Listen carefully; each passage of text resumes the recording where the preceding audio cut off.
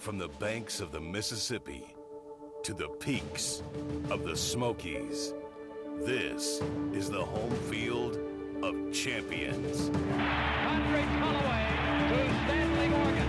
And so, holds it down. Nobody can catch him. Reggie White penetrating. Down.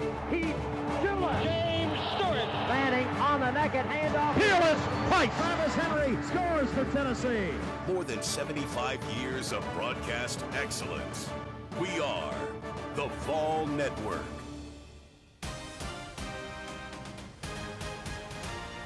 What happened this weekend? What lies ahead? Analysis and insight from the inside. This is Big Orange. Rewind. Presented by Calhoun's, a taste of Tennessee. Calhoun's is the perfect place to rewind after every Tennessee game. This is Big Orange Rewind. With the voice of the Vols, Mike Keith, and VolQuest.com's Brent Hubbs. Georgia Week is underway already on the University of Tennessee campus. People gearing up for what will be a huge college football game this coming Saturday at 3:30 Eastern, your Vol Network station on the air at 1 o'clock Eastern with Big Orange Countdown with this man, Brent Hubbs, along with Ramon Foster and Jason Swain and Larry Stone. Brent Hubbs, we had hoped that this would be what would be the case, that both teams would be 2-0 and both teams would come into this week and both teams would be ranked. Georgia is 3, Tennessee is 15, and here we are. The Vols get a big game in September. Absolutely, and this is what you play for. And here's the thing, in the last 4 years of covering Josh Heupel, he loves weeks like this. He loves these games. His team will be loose. They will be loose all week long. It is a go about your business and get ready to play week, and Tennessee's going to have to play well. Georgia, I'm sure, coming into this game feels like they've got to play well, going to have to play better than they've been playing as well. It is a great early season test. Tennessee and Georgia in September has not happened very often. Through the years, it was early on when divisional splits happened. It was an early game. But you go back, the 95 game here was a terrific football game. Obviously, the 92 game in Athens. Some of those early Tennessee-Georgia matchups were a lot of fun. A lot of unknowns. A lot of both teams kind of feeling each other out early on there. And it's got that kind of vibe to it. So this one's going to be a lot of fun. 92 through 96, after the expansion to 12 teams in the SEC in divisional play, the games were in September. Tennessee won them all. Yes. 5 in a row in a streak that would reach 8 in a row, which is where Georgia's streak is right now. The two teams only played 21 times through 1989. It's kind of an odd thing. It was the same thing for Tennessee and Florida because at that point with the conference, when you had 10 teams, you played 6 conference games.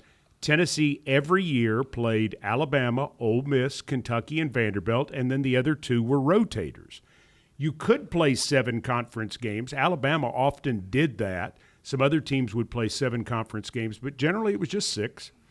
And Florida and Georgia had other rivals that they dealt with, and so they did not play Tennessee. The other team Tennessee played regularly, of course, during that period, the 5th one, was Auburn. Right. And so it was really not 2 rotators, but just 1 rotator. So the Vols had more of a history with Auburn than they did with Georgia or with Florida. Well, since that time, of course, it's picked up a lot. And Tennessee got off to a good start once things picked up. The win streak actually was 9, counting a victory in 1989. And then Georgia took off, and then they kind of traded back and forth. And as you got to the end of the 2016 game, Tennessee led since divisions 13-11 over Georgia, but then Georgia has reeled off 8 straight, and now 19-13 since divisional play, 29-23-2. So this will only be the 55th meeting. Yeah, it's just they've been high-intensity meetings the last 2 decades, plus. And this one's going to be high intensity on Saturday. A lot on the line, game days in town.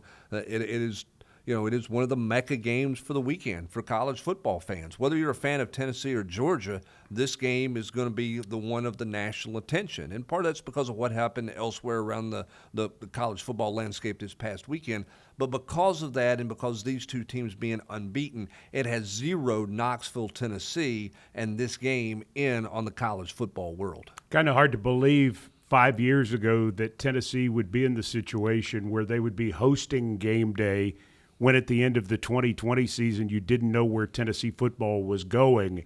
And they have not only been back in the spotlight for a while, but continue to be under Josh Heupel, who has this team playing very well with victories over Syracuse and East Tennessee State, very much according to the script that we thought we would see.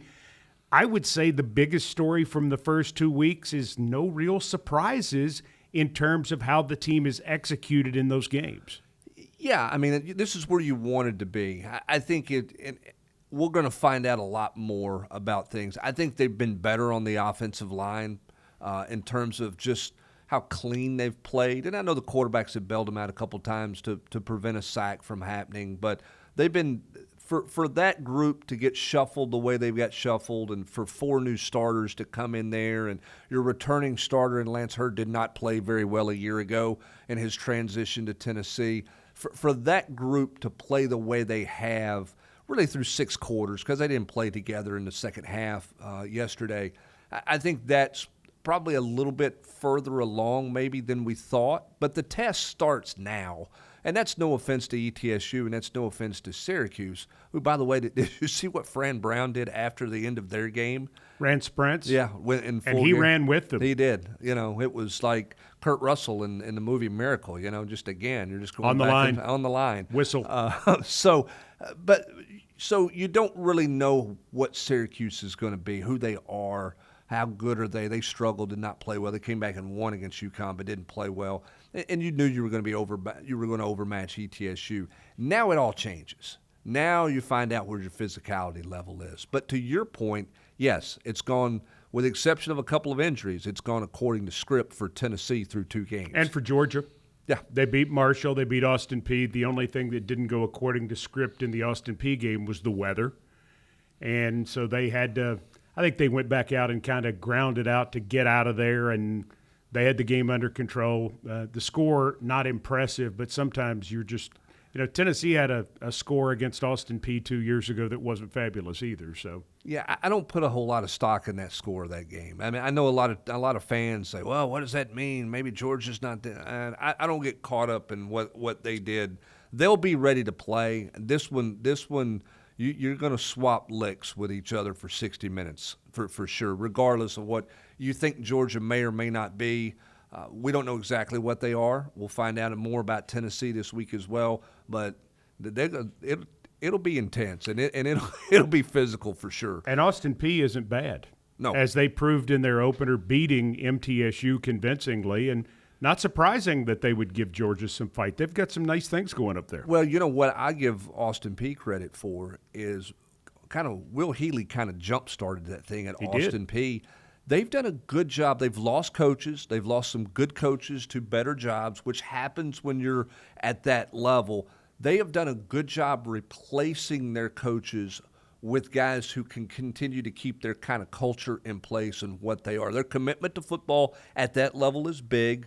Their commitment to the staff and facilities at that level has been good. They have done a nice job of not kind of riding the roller coaster, if you will. They've been pretty consistent, Mike. Well, and a lot of credit for that goes to a University of Tennessee graduate, Gerald Harrison, who just left there as their athletic director and moved to Marshall in the same role. And one of the reasons that he got a better job is he's hired some good coaches and has their program on the uptick in terms of what they have spent and what they're trying to do and the enthusiasm they have in the Clarksville area. I mean, there's some good things going on there. You have to give them credit. Yeah, give them a ton of credit. You knew they would show up and compete, and they did yesterday. I think you're right. Georgia came out of the weather. At that point, Kirby Smart's starting to think about, okay, how many more hours of prep is somebody going to get over me for the next week? And I just want to let's get to the house and get ready for the next one. What you're worried about, too, is you're worried about somebody getting hurt. Yep. because you've gone out, you've stretched, you've hydrated, you've played, you're doing your thing, and, oh, by the way, now we're stopping. Yeah. And in numerous occasions that, unfortunately, I've had a chance to see, I've seen guys come out and tear hamstrings after a long wait, have different injuries that come up, and you're just wondering, would that have happened had they had to stop, completely go cold, and then try to start it up again? You've got to feel like the health of the football team was part of Kirby Smart's rationale. Yeah, no doubt. But again, they ran for 190 yards. They threw for 231. Pedestrian, some would describe it. I think they tinkered around with their offensive lineup, on their offensive line, and just chalked it up, did what they needed to do, got out of there. Hope you don't get anybody hurt, and move on to the next one.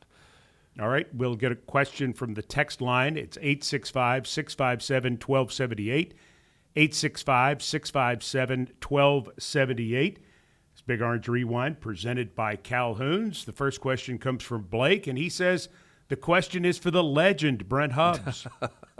Do you think we blitz more against Georgia with Arion Carter due to us being weak at the tackle spot? I guess he's referring to some of the injuries on the interior. Yeah, and I think the question that we wonder right now about this Tennessee team is, what is their pass rush?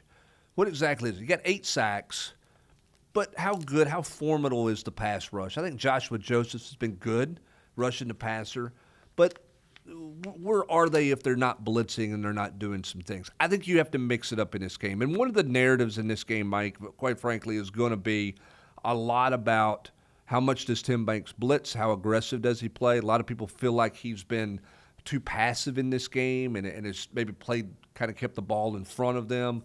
It didn't take as many chances as he should have taken and that type of deal. I don't know all the calls that have taken place there. What I do know is that Tennessee's had a hard time getting off the field against Georgia. In this series, since Tim Banks and Tennessee's this defensive staff is in place, Georgia's 31 of 55 on third downs. They're converting 56%. Last year was 10 of 18. They had a hard time getting off the field, Tennessee did. Well, it felt like last year they played defensively, daring Carson Beck to beat them, and he did. Yeah. It was clearly his best game of the year, and there were throws that he'd missed earlier in the year that he did not miss that night. Well, there were throws that he missed early in the game. He made one third down completion on a misplay in the second quarter, I guess it was. Tennessee misplayed it, had a chance to bat the ball away. He squeezed that one in there and got a completion. And I think he rattled off like 16 of his next 18 or something crazy like that. Like he got hot. Yeah. And if you watched Miami play the other night, he did the same thing. At one point, they flashed the screen. He was 14 of 14. He's kind of a streaky thrower that way. He can get off to a very slow start, or he can hit a rut in the middle of the game, and then all of a sudden you look up and he's completed 14 in a row. That's kind of his game a little bit. And he got hot last year on Tennessee, and Tennessee couldn't fix it. So to answer his question, I think Tim Banks has to be aggressive here. I think you have to mix it up and do different things. But I think to get some pressure, you're going to have to bring Carter. You're going to have to bring Spielman some. I do think you have to be a little more aggressive. I think a year ago, Tennessee said, hey, we think our front four can get home regularly, and so we can play coverage in the back end, and we can disguise some things and do some things. I'm not sure you feel like your front four can consistently get home. I think the other thing you could do in this game, too, is you might play some twists and stunts and play some games that way up front a little bit to try to generate some pressure. A lot of the theme a year ago, post-game, was that Georgia's much maligned offensive line beat Tennessee's much ballyhooed defensive line. Is that too simple as to what happened? Tennessee was not as effective up front as everybody thought they would be. Remember the week before, Georgia got manhandled up front. Yeah. Manhandled up front. And so the thought process was that Georgia was really struggling on the offensive line, and Tennessee, I won't say could have their way with them. That was too much. But Tennessee would have a chance to really affect Carson Beck and could really control the line of scrimmage. And Georgia's offensive line did what you're supposed to do as a competitor. Kirby Smart got them to bounce back. After a really ugly performance the week before, they played much better. And they did some things with the tight end. They did some things that got Tennessee out of rhythm. and out of balance defensively. And it ended up being a difficult night for Tennessee, particularly getting off the field. They had some opportunities. Now, some of those third down plays were third and short, but 10 of 18, you got to get off the field more than that. And I think when you look at this, the year before it was 9 of 13. In 22, it was 7 of 12. In 21 was their best year getting off the field. Georgia was only 5 of 12 in 21, and that was not Tim Banks' best defense. That was a super aggressive, high-risk defense. We're coming. We might give up a touchdown, but we're coming because we don't have enough horses in the stable. Now he's got more horses, but I don't know that they're established enough on that defensive front. And particularly, we don't know where Jackson Moy's at from an injury standpoint. We know Hobbs is not going to play in this game. So where does the pressure come from up front for Tennessee? And I think that's still a remaining question, despite the fact that Tennessee has 8 sacks through 2 football games. That's Brent Hubbs. I'm Mike Keith. You're listening to Big Orange Rewind, presented by Calhoun's. Text us your questions. We'll talk about Tennessee's first 2 games, in particular the victory over East Tennessee State yesterday, or we will talk about the upcoming game with the Georgia Bulldogs. Text the questions to 865-657-1278 and join us for Big Orange Rewind. Big Orange Rewind. Sponsored by First Horizon. Big bank muscle, small bank hustle. Blue Cross Blue Shield of Tennessee. Complete coverage for every phase of life. By the natural gas utilities and pipeline companies in Tennessee. Natural gas. Pilot, the official travel stop of the Vols. See you out here. RJV Kubota, with 2 convenient locations in Knoxville and Nashville. And by Ford. Visit your local Ford dealer, proud sponsor of the Tennessee Volunteers. When getting the job done right is job one, you need construction equipment that's built right. From compact track loaders to the world's #1 selling compact excavator, the Kubota construction lineup features durable Kubota engines, more comfort, and the versatility to do it all and do it right. Visit your local Kubota dealer today. Go to KubotaUSA.com for full disclaimer. Visit RJV Kubota locally in Knoxville or Nashville. RJV Kubota, a proud supporter of the Vols. Tennessee fans, your game day isn't complete without Calhoun's. Whether you're inside Neyland Stadium for the game or tailgating on campus or at home, Calhoun's has you covered with shareable small bites, family feed packs, and party platters. Imagine your tailgate piled high with hickory smoked ribs, tender pulled pork, and that famous barbecue chicken. The best of Tennessee on one plate. Call ahead or order online and make your game day legendary. Calhoun's, a taste of Tennessee. It's football time in Tennessee, and Alumni Hall is the place to gear up for your Tennessee Vols. Shop the largest and newest selection of top brands like Nike, Columbia, Peter Millar, New Era, Yeti, and more. Mix and match champion tees, 2 for $38, and spend $150 to earn $10 Hall cash for your next visit. Shop AlumniHall.com. Visit Alumni Hall in Knoxville, Murfreesboro, Bristol, or Johnson City, or download their app. Alumni Hall, the ultimate volunteer shopping destination. From the practice field to the fourth quarter, our attitude is always the same. Confidence and commitment can turn your dreams into reality. Where there's a dream, there's a way. And that's First Horizon's philosophy. Big bank muscle, small bank hustle. Over 160 years of banking based right here in the Volunteer State. It's no wonder First Horizon is the official bank of Tennessee Athletics.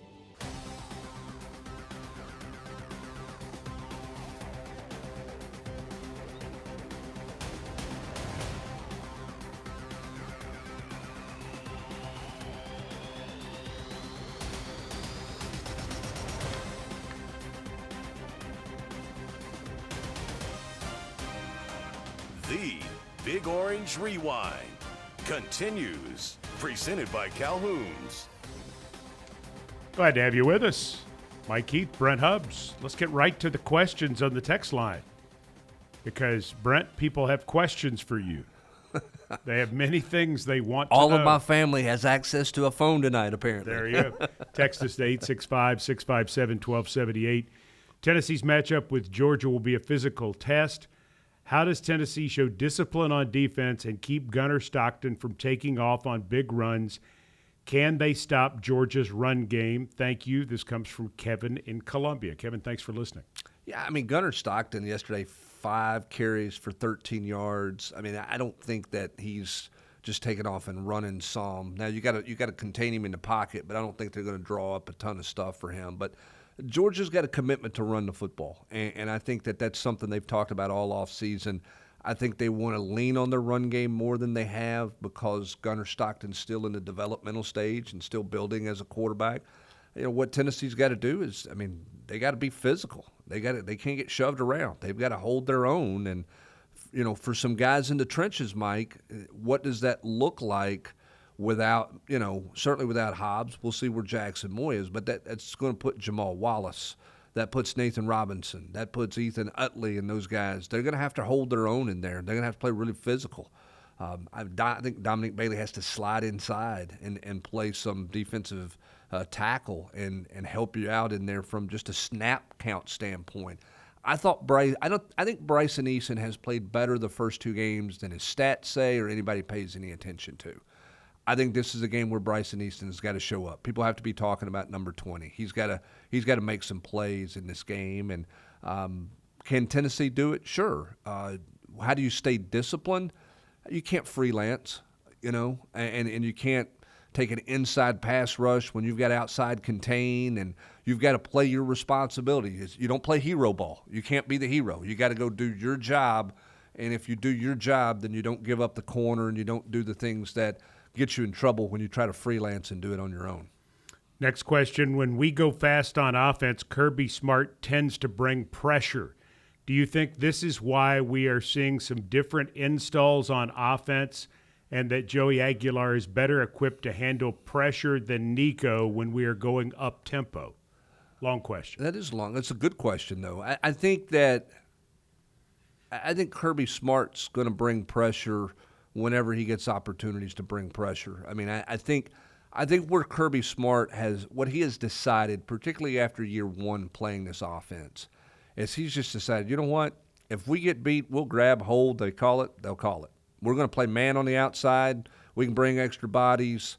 We're not going to get too caught up in the whole box count thing and do all that. We're going to say our corners can cover your guys, and we'll see if your guys can beat us press man coverage.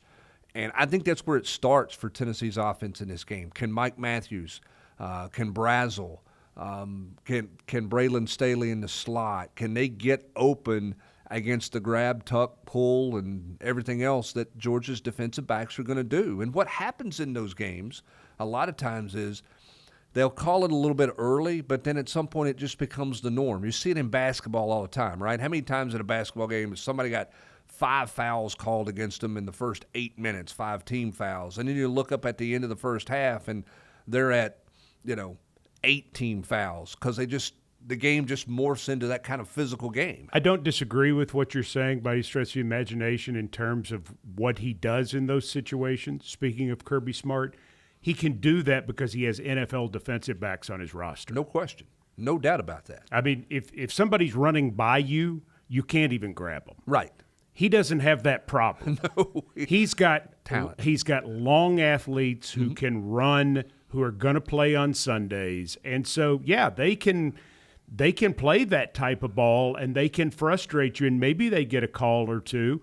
But the fact that it's just a 15-yard call in the college game, it's a 10-yard, that's pass interference. A hold is a 10-yard. I mean, hey, it'll be okay. They say, and especially Kirby Smart with a defensive back's mentality, with a defensive coordinator's mentality, he totally gets it. And I think in a lot of ways, as simple as he keeps it, is because he has guys that can do that. Yeah, and don't mistake me. I'm not saying they're tackling guys every play. Oh, I get it. In any way, shape, or form. But I'm saying they're telling their future NFL defensive backs, that's your guy. You're on the island. Right. Go play.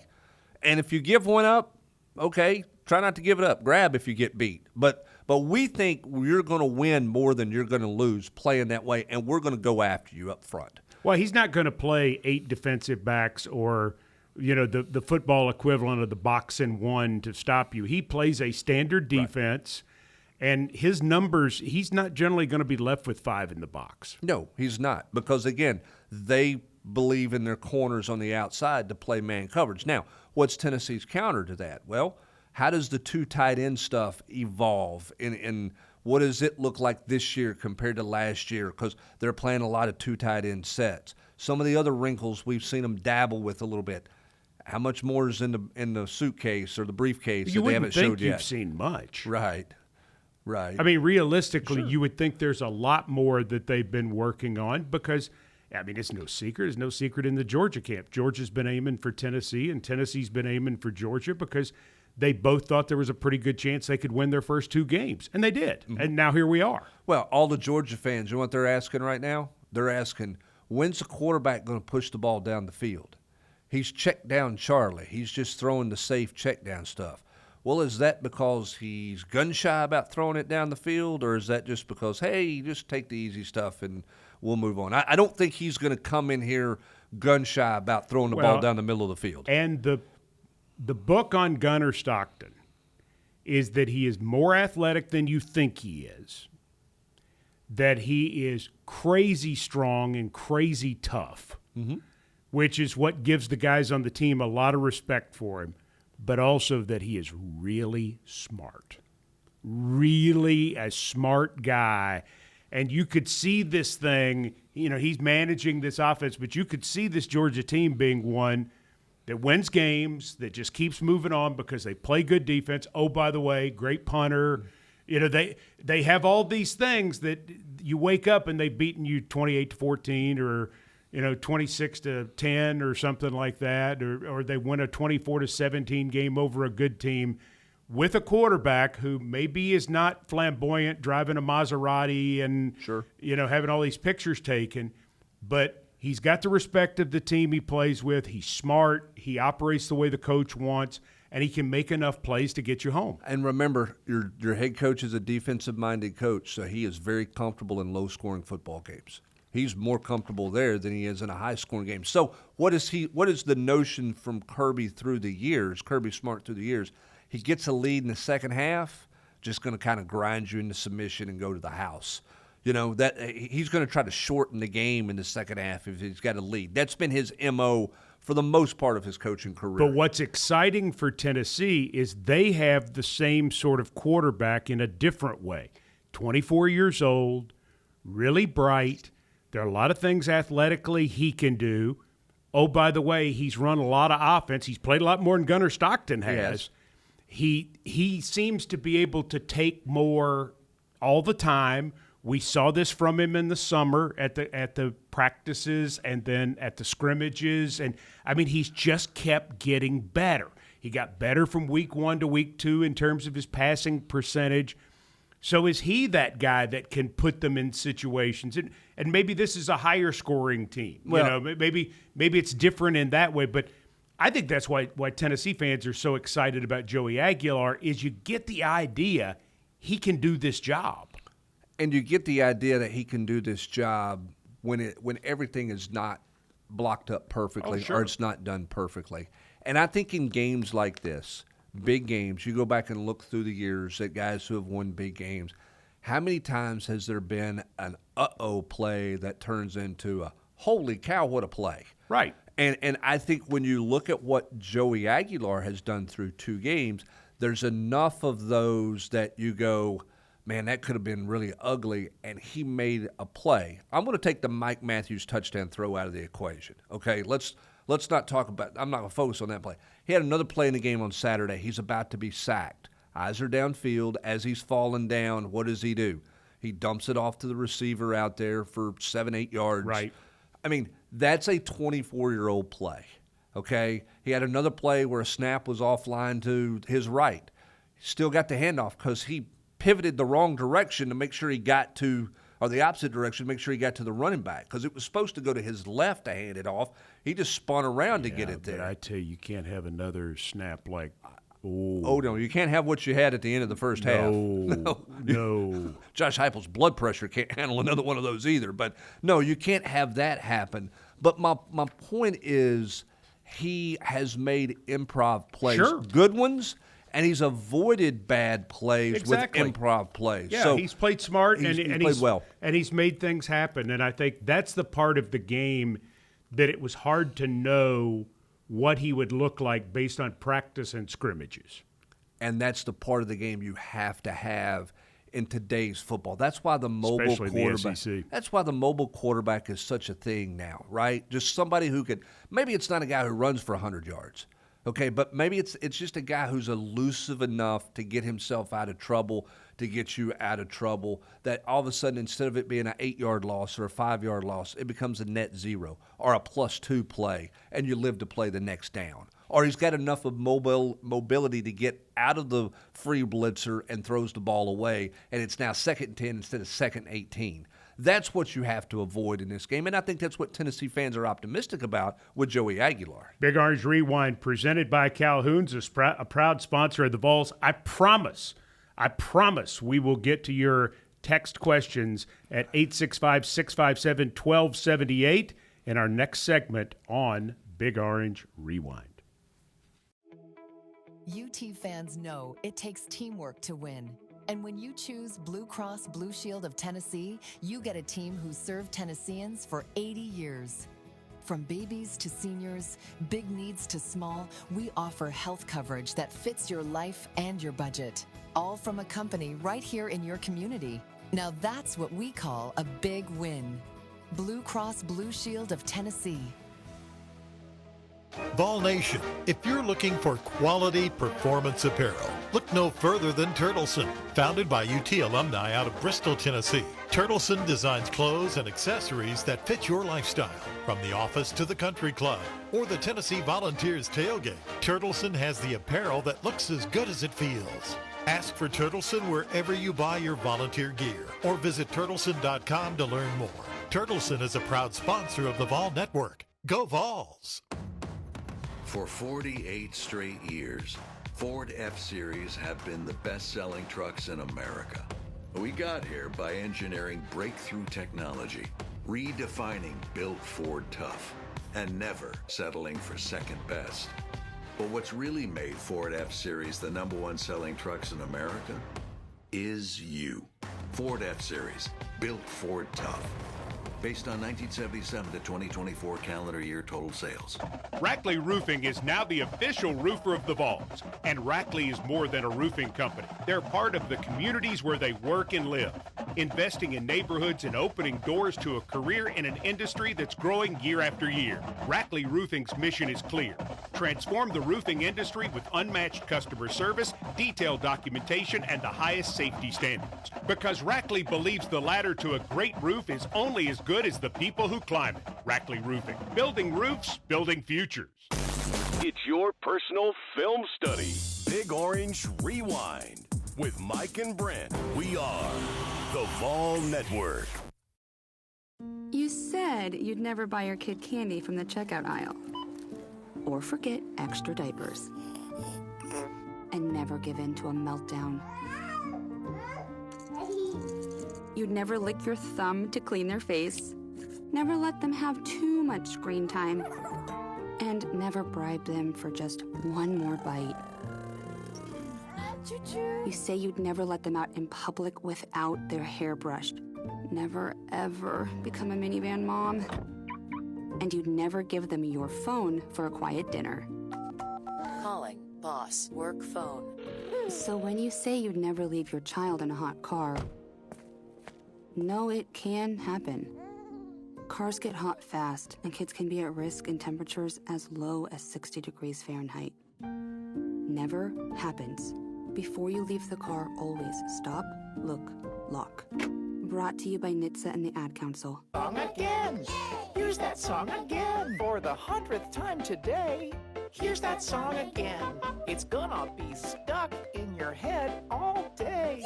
Here's that song again. It will make you cray, cray. You love your kids enough to watch that TV show a bajillion times. Love them enough to make sure they're in the right car seat for their age and size. Show them you love them. Keep them safe. Visit nhtsa.gov/the-right-seat. Brought to you by the National Highway Traffic Safety Administration and the Ad Council. I'm a pretty great multitasker. I can wash dishes and do laundry. I can roller skate while walking my dog. I can even order lunch while doing my homework. But I can't use my phone while driving. A message brought to you by the National Highway Traffic Safety Administration, Project Yellow Light, and the Ad Council.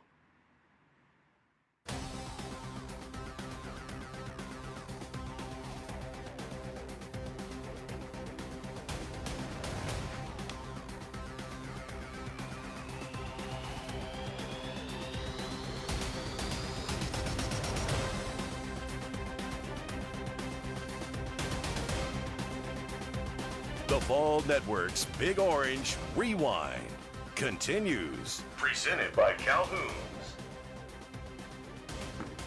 Time for the Rackley Roofing recap, a breakdown of Tennessee's game against ETSU. Brent Hubbs, wrap it up in 30 seconds. A lot of yards, a lot of production, a lot of different guys involved, 28 different tacklers in the game. A bunch of people got their hands on the ball. A bunch of young guys got to play. It's exactly what you wanted. Nobody got hurt. You took care of business, and you dominated a team you should dominate 72-17. Presented by Rackley Roofing, transforming the roofing industry with unmatched customer service, detailed documentation, and the highest safety standards. Rackley Roofing, the proud official roofer of the Tennessee Volunteers. That's the Rackley Roofing recap. All right, let's get back to the text line, which is 865-657-1278. What's going on with David Sanders? I really like how the O-line has played so far. Do we just wait until UAB now to get him reps? Surely you can't throw him in against Georgia, ? Nick in Marietta. We'll see, first of all, if he's healthy enough to play. He's been a medical scratch the last 2 weeks, late in the week. I think it's just a matter of where's his strength and everything with the shoulder stuff that he dealt with the injury he suffered in practice. So waiting on trainers to give him the okay to play. The question is, if he is cleared to play this week, Mike, what do you do? How do you use him? You're not going to start him, I don't think, in his first college game in this matchup. But clearly you felt like to get your best five on the field, it was Jesse Perry at guard and David Sanders at right tackle. So what do you do if he is cleared to play and ready to play? How do you manage him back into a game this weekend is a great question, because the line you're playing right now is playing well. That line is going to face a different challenge this week than what they faced in the first 2 weeks. Dan, thanks very much. And we'll get your question here. He says, on Saturday, Coach Heupel was quoted at halftime saying, "I'm going to be honest, I thought we were really sloppy at times.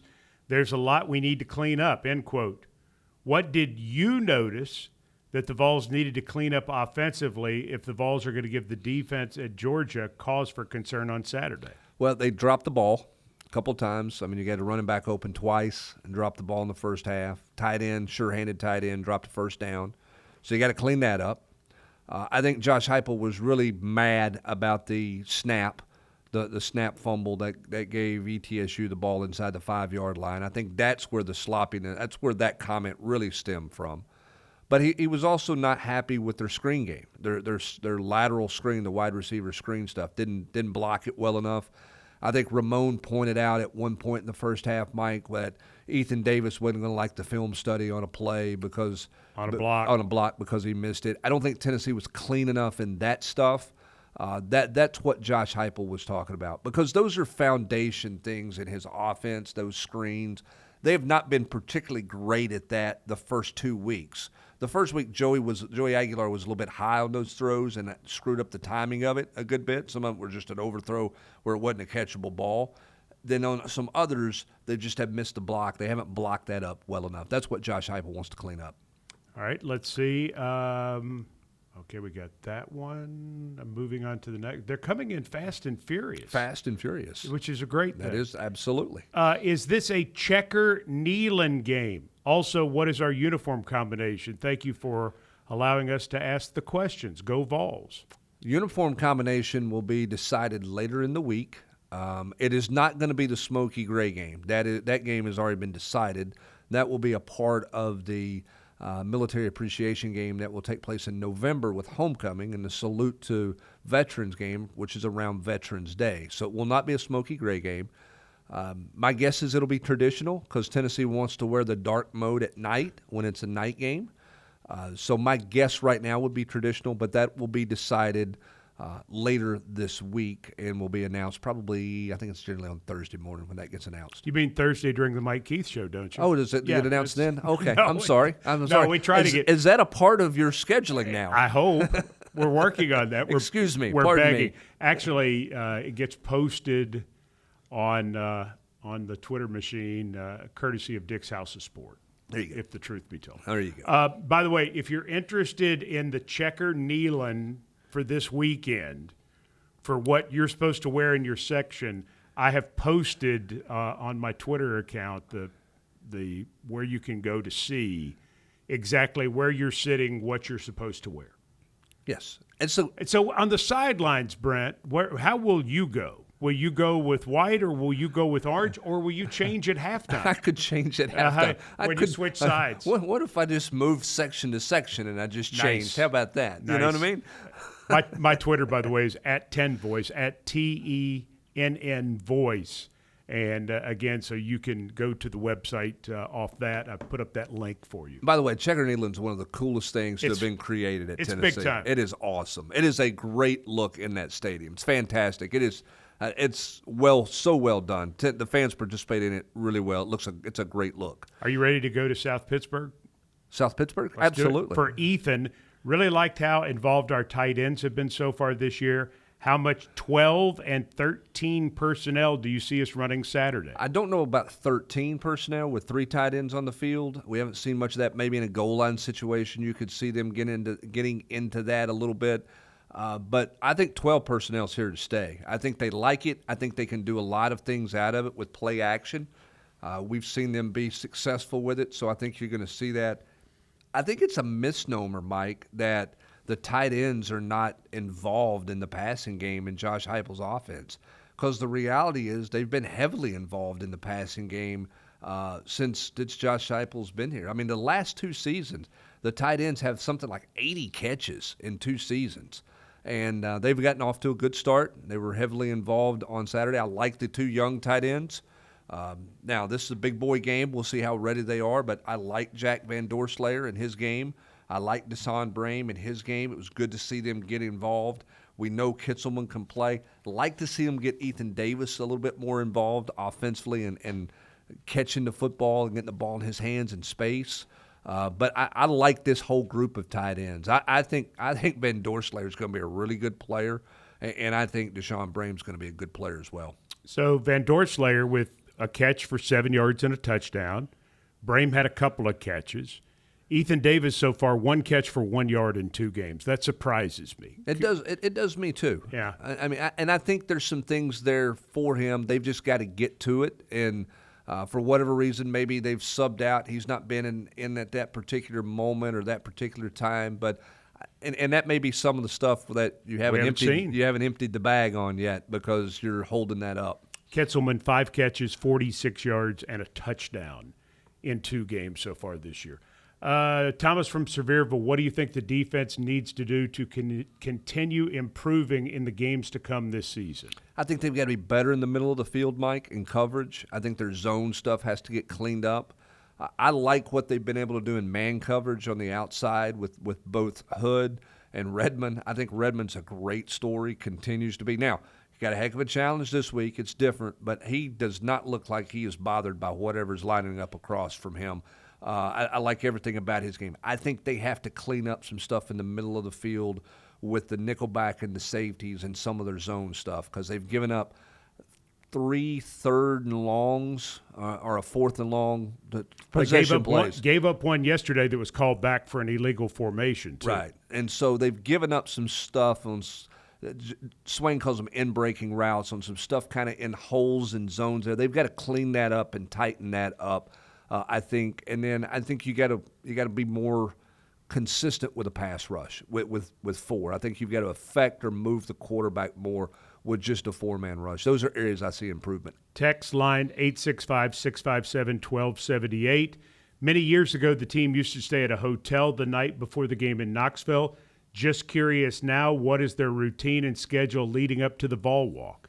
They stay in a hotel. I think they've always done that, haven't they? Stay in a hotel, and it's you want to close up ranks and get everybody. Everybody does that. Nobody Remember, I mean, half these kids don't live on campus anymore. When you get older and NIL worlds, everything, some of these guys own houses and they're playing college football. So you get everybody together on Friday. So what Tennessee will do on a Friday here, they'll practice on Friday morning. They'll have meetings. They'll do final walkthrough type stuff, and then they'll go to the hotel. They'll have dinner together in the hotel. They'll have meetings and finish that up. And then on Saturdays they'll get up and they'll come back via the bus to the Vol Walk and start the Vol Walk at the top of the hill there at Peyton Manning Pass and make their way into the stadium. So family can be around the hotel Friday night before curfew and hang out in the lobby, but everybody's in a hotel somewhere in college football. Big Orange Rewind presented by Calhoun's. Look for Calhoun's inside Neyland Stadium this Saturday when the Vols play Georgia. Text questions 865-657-1278. When you travel across the great state of Tennessee, one thing you're sure to find is Big Orange passion. You see it throughout every inch of the volunteer state, just like you see First Horizon, serving communities big and small, offering big bank products with small bank passion. What else do you need? Big bank muscle, small bank hustle. That's First Horizon, the official bank of the Vols, proudly serving Tennesseans for over 160 years. Vol Nation, it's Coach Heupel. You know, every time I step out on Shields-Watkins Field, I'm reminded once again why it's great to be a Tennessee Vol. The storied history, the cherished tradition, the past, the future. As the official travel stop of the Vols, Pilot has made it their mission to ensure that the home of the Vols is preserved with pride for generations to come. Neyland Stadium, preserved by Pilot. See you out here. A farm, a family, and a tradition of premium fresh sausage that's lasted almost a century. Using only the freshest ingredients and finest cuts of meat for flavor that is locked in instantly. Each bite of Swaggerty's Farm sausage transports you back to a warm, cozy southern kitchen, leaving you satisfied and ready to take on the day. Swaggerty's Farm, quite possibly the best tasting sausage in America. Now available at your local retailers. It's football time in Tennessee, and that means it's time for Calhoun's. Whether you're headed to the game or watching from home, make Calhoun's your pregame, postgame, and every game headquarters. From hickory smoked pulled pork to the legendary ribs, juicy burgers, and mouth-watering brisket, Calhoun's delivers the flavor that fuels Big Orange fans. With 9 convenient East Tennessee locations, there's a Calhoun's near you. So gather your friends, wear your orange, and experience why they're the taste of Tennessee. Calhoun's, proud to serve ball fans since 1983. Big Orange Rewind, taking you inside the film study and the X's and O's. We are the Vol Network.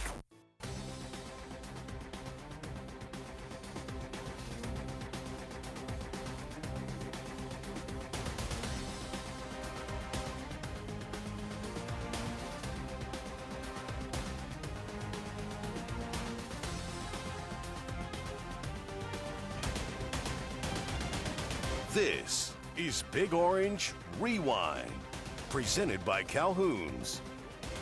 4 conference games on tap this Saturday.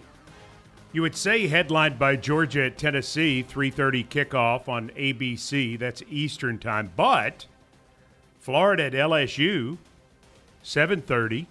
Pretty interesting game for a lot of reasons.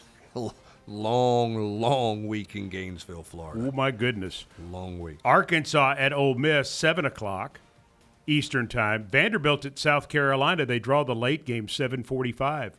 Vanderbilt an impressive second half in Blacksburg to win over Virginia Tech. And, boy, things are not happy at Virginia Tech either. No, they're not. That's a disappointing performance after the South Carolina performance they had in week 1. Well, and you're up 20-10 at halftime. Yeah, and you can't finish it. South Carolina, a little bit unrest there because Sellers has not been as effective as everybody thought, making a step from last year to this year. New OC, new offense. New OC, new offense. Stuff to learn there. The Ole Miss Kentucky game you knew was going to be kind of ugly, muck it up, because that's the way Kentucky wanted us to play in that matchup. I'm intrigued about that Ole Miss Arkansas game as well. I think there's 4 good ones in the conference this week. Well, and then Oklahoma at Temple, Wisconsin at Alabama. That's the return game from a year ago. Alabama went up to Wisconsin, just wore them out. Yeah, just took them to the woodshed. South Alabama at Auburn. Auburn has a chance to go to 3-0.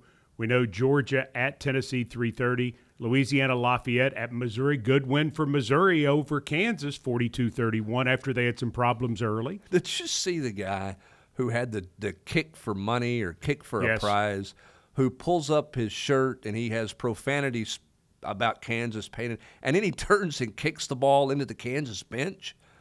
I did see that. I knew they didn't like each other, but that's taken some rivalry hate to a whole different level. Like, you got a chance to win something. Nah, I'm just going to kick the ball into their bench. How crazy is that? I don't really feel like I can comment on that. Okay. I mean, crazy I'll go with, yes.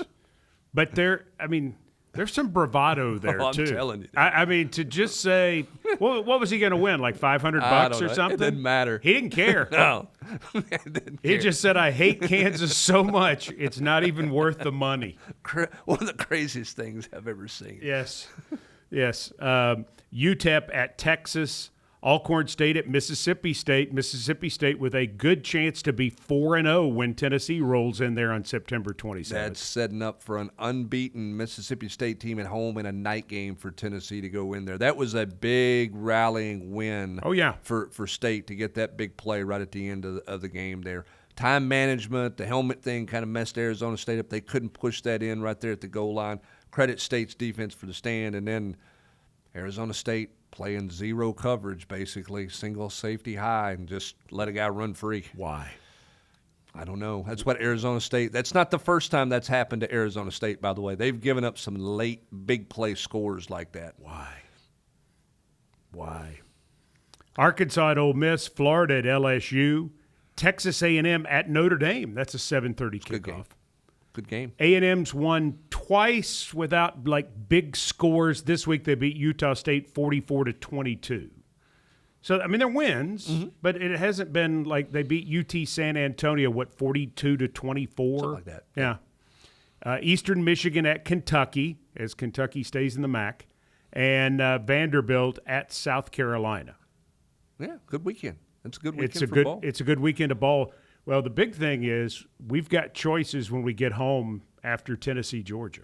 There'll be some good. Good late night football to watch. You got to pick between Arkansas at Ole Miss, Florida at LSU, Texas A&M at Notre Dame, and I would even throw Vanderbilt at South Carolina in there. Which would you pick? You're not picking. Your man cave's got 7 TVs in it. You're watching them all. Oh, 100% true. We're watching on every device we can watch on. Which game would you tend to think that you would pick just right now? Given a choice. I'm bouncing. Are you telling me I can't bounce every commercial break? Ask bounce for a around? choice. That's all. I am it's intrigued. Really simple. I am intrigued by this Vanderbilt South Carolina game. Surprisingly, I'm pretty intrigued by that one. I've got one. I want to see Florida at LSU. I mean, how did they respond? Is just a. That's the question. Well, right and now. LSU didn't exactly have a big weekend either, beating Louisiana Tech 23-7. They're getting a ton of love. Number 2 in the country, and I mean everybody's they're the anointed. How do they handle success? How do they handle? I mean, based on what Florida just did, losing to South Florida. Now everybody's just going to assume LSU's going to roll Florida. But don't we think South Florida's got a pretty good team? They do have a good team. So, I mean, I understand if you're in Florida and you're a Florida person and you're not happy with your coach who's 20-20 in his time there. I get it. But it's not like South Florida is a Division III school. No, but you were still double-digit home favorite. I understand that. Now, here's what I said on this show Alex last week. Golesh is pretty good. That's what I said on this show last week. They would show. Oh. Because they did it. They've done it twice against Alabama, at home and at Alabama. They showed. They were in the second half in that game. But they lose 10-3 one year? Yeah. Where Alex Golesh has improved the most with that, right? Everybody talks about his offense. They're much better defensively from a physical standpoint than they were his first couple of years down there. Well, he's rolling, 2-0. He is rolling. Text questions, we'd love to get them from you, 865-657-1278. Brought to you by our great friends at Calhoun's. This is Big Orange Rewind. Miss any of today's Rewind? Catch the full podcast with Mike Keith and Brett Hubbs. UTSports.com. We are the Vol Network. As an organ donor, your story doesn't have to end. The good in you can live on. In fact, you could save up to 8 lives with your gifts. Your heart could keep beating. Your kidneys could keep filtering. And your intestines could keep on digesting for others. And that's not all. You can improve the lives of 50 more people as an eye and tissue donor, restoring sight and health. And you're not just helping out the person receiving the transplant. You're touching whole families with your life-saving gift. Register in minutes. Just go to organdonor.gov. You'll be happy you did. And just maybe, someone else will be happy too. Sign up today.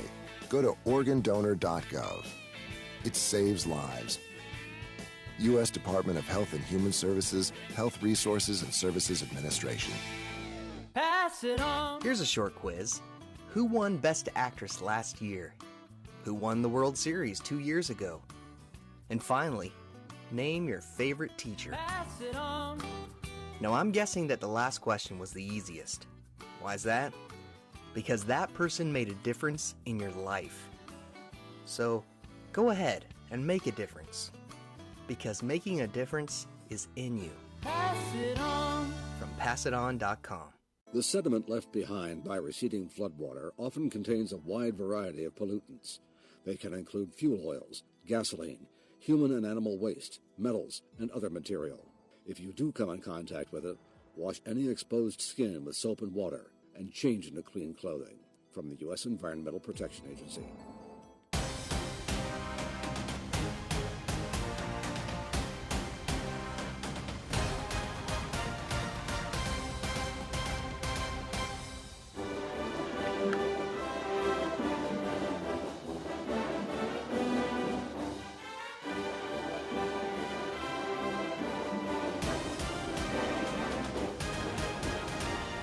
Exclusive guests, insider analysis. You know what happened, find out why and how, and what happens next.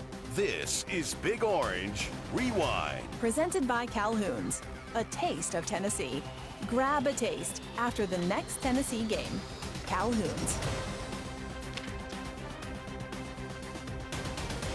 Mike Keith, Brent Hubbs. Big Orange Rewind presented by Calhoun's. Text questions aplenty. 865-657-1278. These big game weeks, people want to hit the text line. It's good. Absolutely. Big game. Are you ready? Sure. Let's just jump right in. Let's go. All right. All right. How well the offensive line play has been, should we let David Sanders develop into a starter and avoid those mistakes that we know are coming with being young? By the way, if you're not familiar, David Sanders has been a Saturday scratch in each of the last 2 Saturdays due to an injury. The hope is that maybe he has enough strength built up and is able to play this week, but we will see. Now the question becomes, he was going to be your starter at right tackle. Right. Correct. So the question becomes – too easy, sorry. So the question walked right into it. Sure it's all did. good. You sure did. So the question becomes, do you go ahead and re-elevate him to his spot at right tackle, or do you keep the 5 you've had out there, meaning Jesse Perry would stay at right tackle for this Georgia game? I think you start with Jesse Perry at right tackle.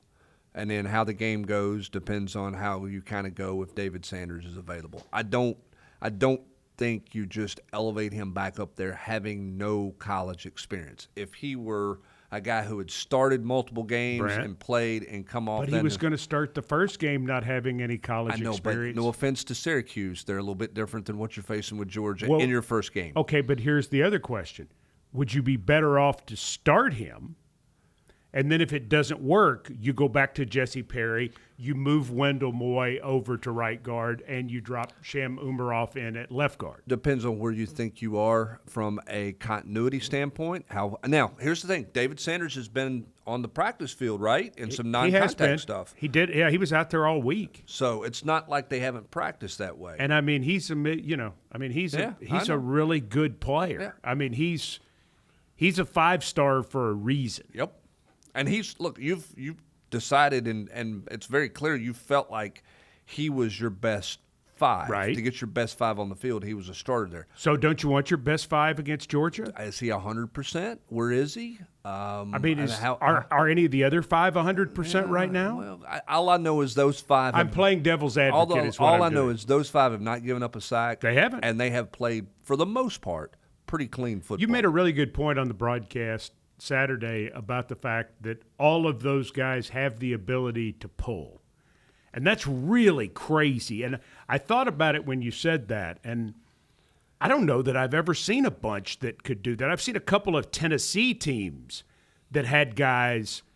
It's funny, we're doing a lot of things with the 85 team this year because it's the 40th anniversary of that SEC championship team. They had a ton of versatility. They had multiple guys who could pull, but I don't know that everybody could pull. To say everybody can pull is crazy. And pull effectively. And they can pull 2 at one time. 2 at a time, I mean, sure. It is what it allows them to do is they can run the same run play out of so many different looks and do so many different things with it. And I think Glenn Ellerbe does a great job with run scheme. I think that's why you see Josh Heupel's offense be so successful running the football year in and year out. Part of it is the numbers game, and there's some simplicity to that. I know it draws some criticism. There's a lot of schematic things that go into play there. When you talk about some of the pin and pull stuff that they do, some of the stuff they do to get to the second level with their line play, really creative schematically. When you have that kind of athletic ability, you can get even more creative schematically. That's right. And I'm curious to see how it continues to evolve, because here's the other factor in there. You got a willing runner at quarterback, too. Mm-hmm. You're not going to run him last week. I mean, you're not going to run him yesterday. He did not. Right, by design, obviously. Yeah. Big games, you're going to call some runs for him. I mean, that's going to be a part of your package. Now, you're not going to run him and get him beat up all the time, but that's going to be in your game plan to some degree that, hey, we know we're not going to call it in this last ball game, but we're going to have that available. How does that change what you can do in the run game when you put all of that together in there? Well, you make the point. For the quarterback runs, the pull is such an advantage because from the angle that he's starting at, taking the direct snap, I mean, to a certain extent, the design quarterback runs are almost exactly like what Tennessee's famous number 10 play was in the single wing. And so you're taking that angle, and in some cases you're bouncing it outside to a quarterback sweep to where if you get a puller or pullers with him, I mean, you've got numbers. Yep. Because I don't think Joey is going to get run down from the backside, which is the advantage of pulling is you have the angle and you feel like you can get them there, and some players on the backside are automatically out of the play just because the ball's moving away from them. I mean, it could be rather effective, yeah. I knew that Wendell would be able to pull because of what you saw. Wendell Moy? Yeah, what you saw. By the way, when people hear Coach Heupel say, whoa, yes, he's talking about Wendell Moy. Pro tip that you get right here on Big Orange Rewind. When you hear anybody talking about whoa, that's Wendell Moy. He's a terrific young man too. Very quiet, but he is a cool customer. He's a road grader. He is a road grader. He's athletic, so he can pull. We know Lance Hurd. We saw that last year. Oh, yeah. We knew he could. The center position, Sam Pendleton, I did not know that he would be as effective as a pulling center, which is not easy to do, as he's been through 2 games. Well, and Sham Umarov can move a lot better than what anybody knows, too. Yeah. I think he's been a bit of a surprise to everyone in that he's elevated his game the way that he has. Yeah, window of opportunity hit. Sure. You're going to take advantage of it. It was unexpected. They were going to play him in the Syracuse game if David Sanders had been available. He was going to be number 6, so he was going to get some work at left guard, but now all of a sudden he's pressed into it, and you have to go perform. It's not, hey, we're going to try to get you some reps here. You got to go perform, and he's performed well. Now, different challenge this week, I'll give you that, but he has been rock solid through 6 quarters of football. I mean, talk about the ability to pull, and you like the athleticism that way. They're also considerably bigger than they were a year ago. I know that the tackles if you put the tackles together, they were 700 and something pounds a year ago. I'm talking about the interior guys. The interior three are much bigger than they were a year ago. Well, and they're also longer. Yeah. Longer arms. Well, they're taller guys. I think being longer helps you in a pulling situation, too, to reach and get where you need to get to. If Perry gets back to right guard, you're even better there. Yep. All right, Justin in Georgia, how healthy is Tennessee heading into this huge game? Well, everybody's going to be asking about Jackson Moy. And where's Jackson Moy? That'll be the question asked to Josh Heupel on Monday. I'm sure Josh Heupel will say, I'll go ahead and answer that question for you today. We'll have our injury report coming out on Wednesday because this is an SEC game. So because it's an SEC game, there is the mandatory SEC availability report that comes out Wednesday, Thursday, and Friday. All right, so let's do this. Let's just run through it. Okay. Ricky Gibson. Out. Jermod McCoy. Out. David Hobbs. Out. Tyree Weathersby. We'll see. Missed last week. That's one to watch. Right. Yeah, that's one to watch. Okay, then Jackson Moy. One to watch. One to watch for sure. Trying to see who else I got here. I think Andre Stewart has been out. Christian Gass has been out. They haven't played, though, Correct. and it was not anticipated either one of them was going to play. The majority of the injuries have been on defense. They have, and it's really been unfortunate because you have two of your top three defensive tackles who have been hurt, and that's a challenge if you go into that game in that situation. That's why everybody's going to be asking a lot of questions and wondering about Jackson Moy this week. With Hobbs out, which is obviously a big deal, and Moy questionable, Weathersby becomes big because he's coming off the best game of his career in the Syracuse game. Yep, and his play would allow you. He would have started in the game against ETSU, except that he got dinged. Yeah, and his play, if he can get back to the field and play, will allow Dominic Bailey to eat up some snaps inside at defensive tackle and be a part of your rotation inside, where he's going to have to play some until you get back healthy there. Weathersby can do that. I'm going to tell you, he's not. I don't think he's ready for this game. I think he's continuing. You're going to say Marion Dye. Oh, he's coming. I'm telling you. He's coming. Marion You can see Dye, it. You can see it. I mean, he's coming. He physically looks like one of those guys from the 90s. Mm-hmm. Right. I know what you're saying. We ain't there yet, but Right. but I mean, you see him, and he's not just an 18-year-old or a 19. I mean, he is a really good-looking athlete, like Weathersby is another good-looking athlete. I mean, they've started to, when Fulmer had his best teams, they ran through guys like this, some of whom didn't even start at Tennessee and then had 10-year NFL careers because they were able to rotate so many good players. And they looked incredible getting off the bus.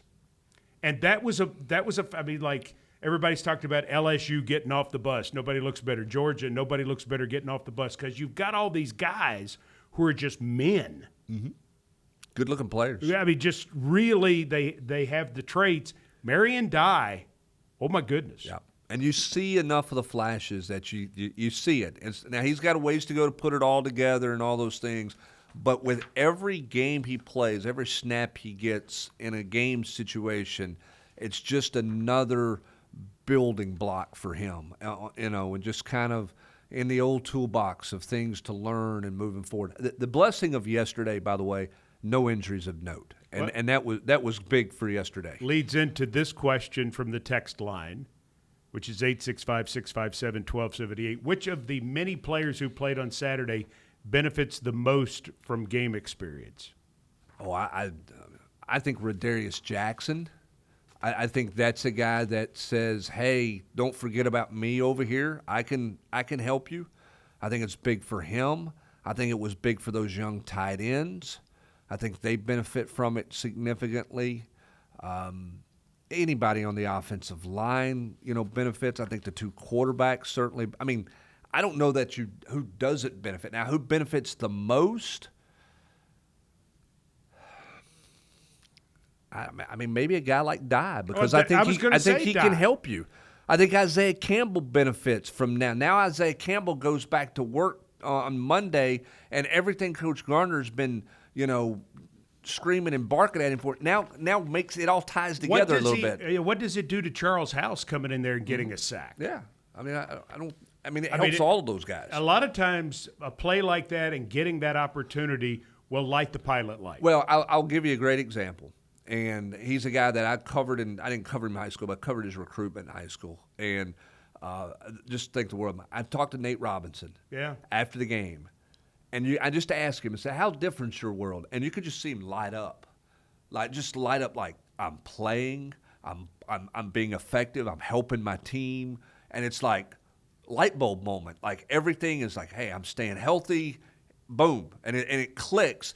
And sometimes for guys, you have to have those moments. I think his moment was in the Syracuse game. The question is, did somebody have that moment yesterday? Maybe it wasn't a strip sack like he had, but maybe it was everything came together for Marion Dye on a couple of plays, or everything came together. Like, for example, I thought the touchdown run that DeJuan Morris had, I thought that was – now, does that mean he's going to be in the rotation? No, don't go run with that. But that was a football play. He set a guy up, jump cut, did everything to bounce it outside. It was like, oh, wait a minute. It's not that much different. Well, not everybody can do what he did. Right. And I'm okay. Because when he played in the Syracuse game, everything was 1,000 miles an hour. You could tell. That one there, like, oh, okay, bounce. He will take a lot from that game and that one particular run to help him. 865-657-1278. Text questions. Here's one I like. If you could choose anyone to be a guest picker on this weekend's College Game Day from Rocky Top, who would you choose? You're picking anybody. I don't know. You got one? Leanne Morgan. Oh, that'd be entertaining. I was in school with her. Is that right? I was. Sure was. Didn't know her. Didn't know her. Didn't know her, but we were in school. That's why every time I hear her make all these references to all these things and the time periods and whatever, I'm like, I know exactly what she's talking about. Should be fun. Rick Barnes would be fun in that role too, by the way. Don't you think Rick? Don't you think? Well, Barnes I mean, would be Rick fun? Barnes would. Yeah, I mean, he would be great in any situation like that. I was thinking more outside sure. the box. Oh, absolutely. I mean, I don't have an outside the box one. That's why I went where I she went. is so point of reference right now with the Netflix stuff and the TV series, and I mean, she's huge. She is absolutely massive at this moment in time. It's fantastic to see her having that kind of success. And that would be her banter and her would be an interesting. It would be interesting on that set with the people who are on the set there. Do you think they would get it? I'm not sure. That would be the fascinating part. Because she is fast, man. Oh, yeah. You better be ready. But the thing about her that I like about so much is she's from Adams. You ever been to Adams? I've not been to Adams. Adams up around Clarksville. I know exactly where it is. I think she went to Red Boiling Springs High School. Okay. I know exactly. I mean, I know exactly where that is. We all know her. If you're from Tennessee anywhere, you know her. Yep, that's right. Not exactly her, but there are people in your life who are her. Yeah, I get you. And I love her. I think she's just fantastic. That's a good one. I would love to see that. Yeah, that would be fun. It's probably going to be someone related to country music. Because it generally, whenever they come to Tennessee, they always typically grab somebody related to country music. They've run through a good number of those. I'm not sure. That's. I mean, she's marketable right now. You know, they ought to get Jim Nance. He lives in Nashville. He's probably busy. Right? He's probably busy, but wouldn't that be great? See him on ESPN. Hello, friends. Surprise. Hello, friends. Who are you, Pat? What? Okay. What's going on? Big Orange Rewind presented by Calhoun's. 9 convenient locations in Knoxville and surrounding areas. And remember, look for Calhoun's inside Neyland Stadium. 865-657-1278. The text line. This is Big Orange Rewind. Big Orange Rewind on the Vol Network. Sponsored by Food City, the official supermarket and tailgating headquarters of the Vols. Blue Cross Blue Shield of Tennessee. Complete coverage for every phase of life. Alumni Hall, the ultimate volunteer shopping experience. By Farm Bureau Insurance of Tennessee, the official insurance of the Vols. Tennessee Insurance for Tennessee Life. Co-op, proudly supplying your rural lifestyle in Big Orange Country. And by UT Medical Center, the official healthcare provider of the Vols and all of Vol Nation. In this town, we don't just root for the team. We are the team. We rise before the sun, stay long after the lights go out, We are Big Orange Country, and with this team stands another, UT Medical Center. We heal the hurt, fuel the comeback, keep Vol Nation stronger, tougher, together, with care that never lets up. UT Medical Center, official healthcare provider of the Vols, and all of Vol Nation. Since 1945, Co-op has been feeding the animals of Big Orange Country. With proven rations for livestock and pets alike, our family of Co-ops takes pride in being the go-to source that feeds your rural lifestyle. We offer livestock rations both by the ton and the bag, and essential pet food for your best friends, no matter their stage in life. Find a location near you by visiting ourcoop.com and go Co-op! For over 50 years, we've been telling you about the advantages of natural gas, and the story hasn't changed. It's just gotten better. From natural gas home heating to natural gas water heating, cooking and clothes drying, even natural gas logs for your fireplace. There have never been more ways to enjoy Tennessee's fuel of the future. Natural gas. Yesterday, today, tomorrow. Tennessee pride runs deep from Neyland Stadium to the family farm. At Farm Credit Mid-America, we stand behind the Tennessee farmers who feed and fuel our nation, just like we cheer for the Vols on game day. Because we understand that whether you farm every day, only on the weekends, or simply enjoy time on property outside of town, we have loans to fit your needs. Because farming matters, and so does every play, every harvest, every heartbeat of Tennessee. Learn how Farm Credit Mid-America serves the great state of Tennessee at FCMA.com. Loan subject to credit approval. Additional terms and conditions may apply. Farm Credit Mid-America is an equal opportunity lender.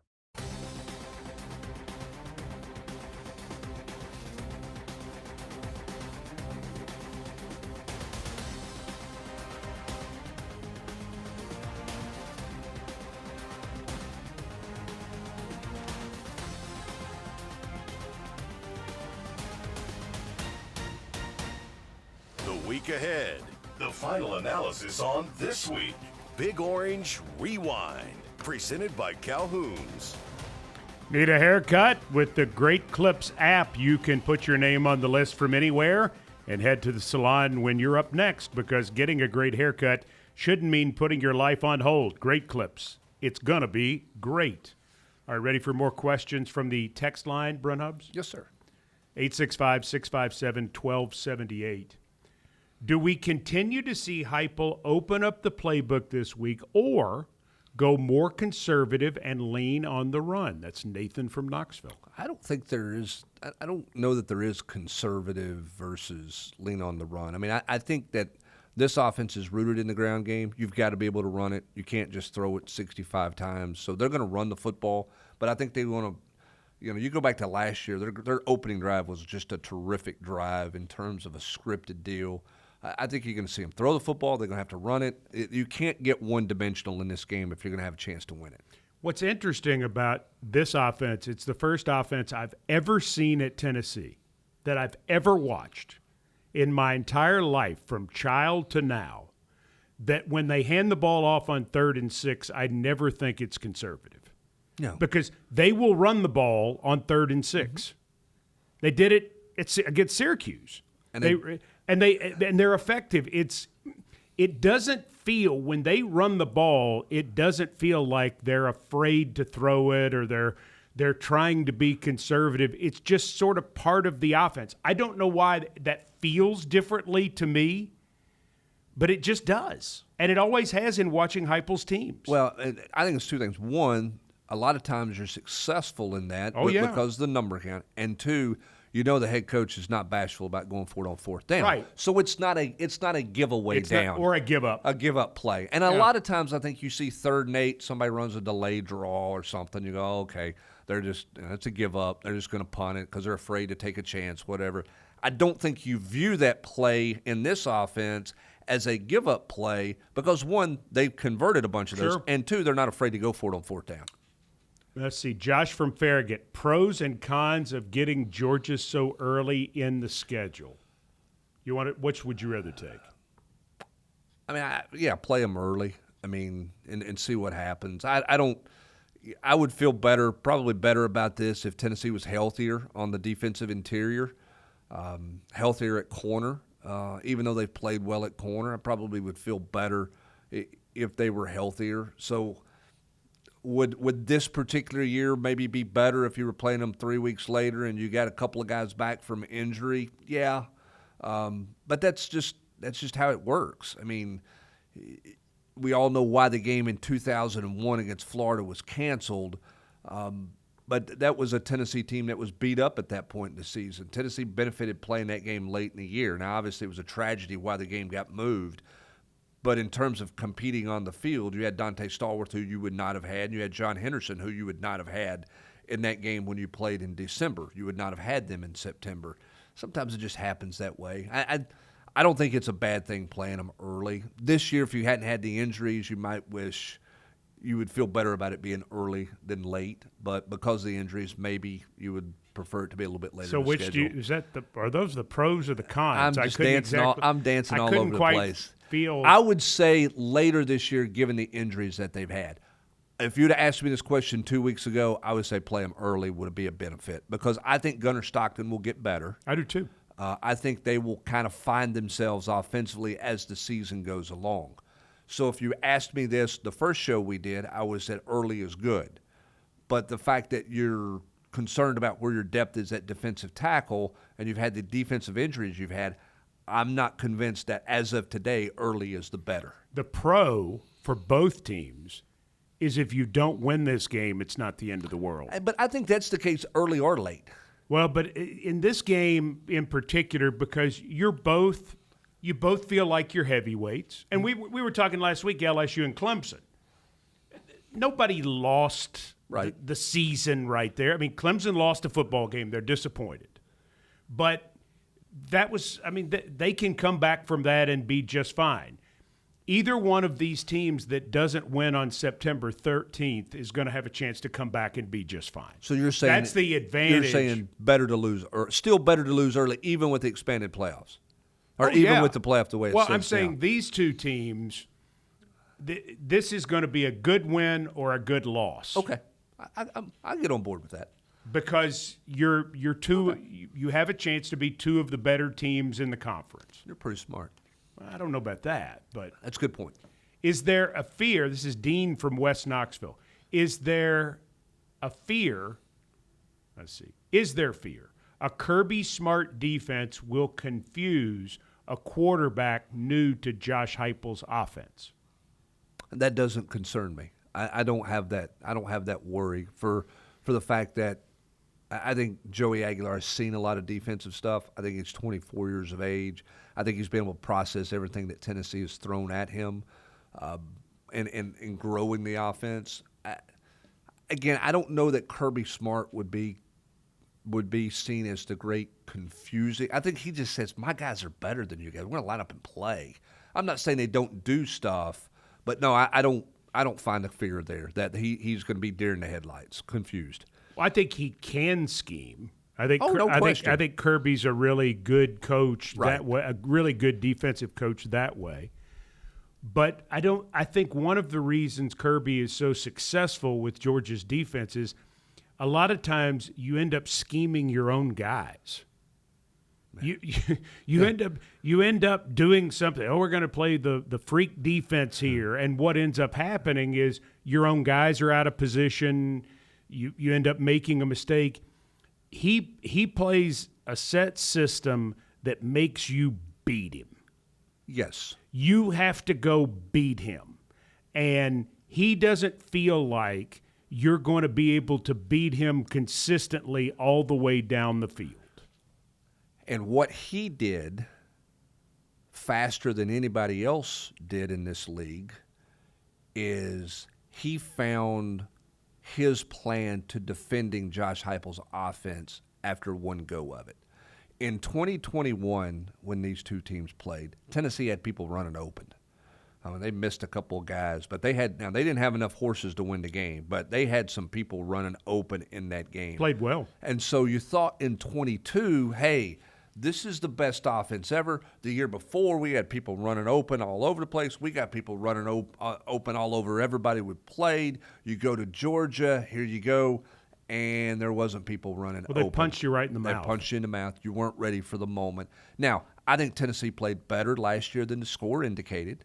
They had just a real missed some chance plays. to win the Yeah, game. they missed some plays, but I think they played better in that game than probably a lot of people view it when you see the score. But I think Kirby Smart adjusted defensively to some of the stuff Josh Heupel was doing after one go of it. I think he was quicker to that, and that's a credit to him as a defensive coach. Spent a lot of time in the summer studying how do we want to defend some of this new stuff we see. They had a good plan. Well, what they choose to do schematically, just from what little I know, is they choose to be as aggressive at that offense as that offense is at you. So many teams see that offense and get thrown out of kilter, and then they're on their heels.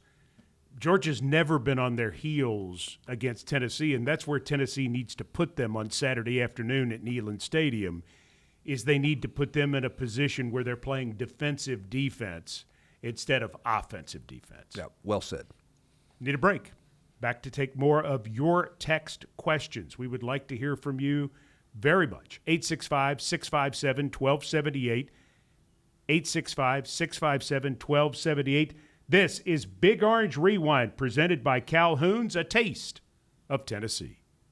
Hey fans, it's Coach Heupel. On the field, every play adds up in a long drive. Life works the same way. Whether you're building a home, raising a family, or running a small business, it takes consistency and a strong team behind you. That's why I turned to Farm Bureau Insurance of Tennessee. Just like our team, they're built for the long drive. Farm Bureau Insurance of Tennessee. Tennessee Insurance for Tennessee Life. Get a free quote at FBITN.com. Tennessee fans, your game day isn't complete without Calhoun's.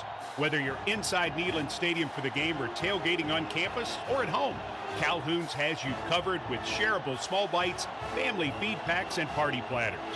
Imagine your tailgate piled high with hickory smoked ribs, tender pulled pork, and that famous barbecue chicken. The best of Tennessee on one plate. Call ahead or order online and make your game day legendary. Calhoun's, a taste of Tennessee. At the University of Tennessee, the Vols are known for competing at the highest level on the field, the court, and the diamond. And just like the Vols, Food City excels at everything too.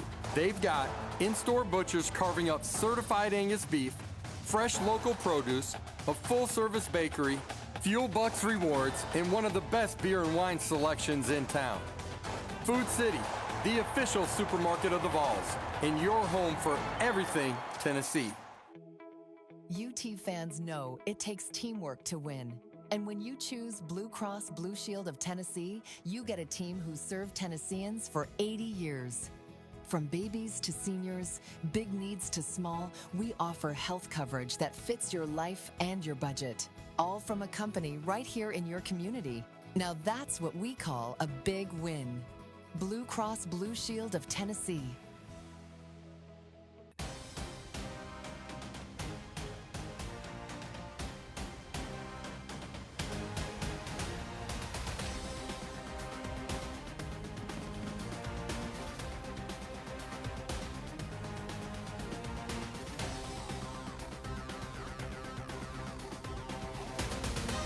Mike, Brent, and you.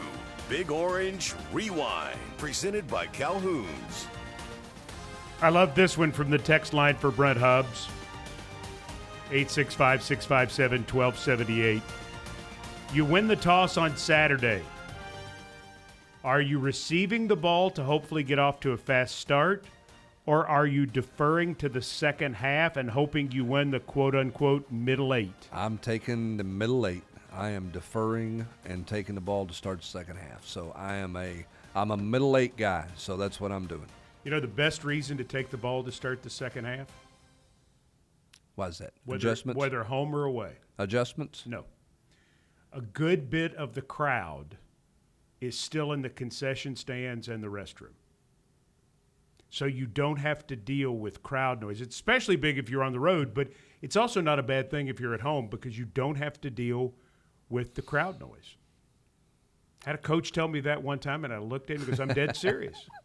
And over the years of covering football, that historically is true. I mean, that's a coach who's doing a lot of thinking, man. Very successful coach. Sure. No, I mean, you don't know who it is. How do you know? I'm It's sure. sure, but I'm telling you, he was a very successful coach, and I thought about it, and then I would observe that, and it's especially true if you're the road team. I don't think you would have made that point to me if it had been a failing coach, because Well, no, then the point's not very valid. Well, right? no, I mean, I was with a couple.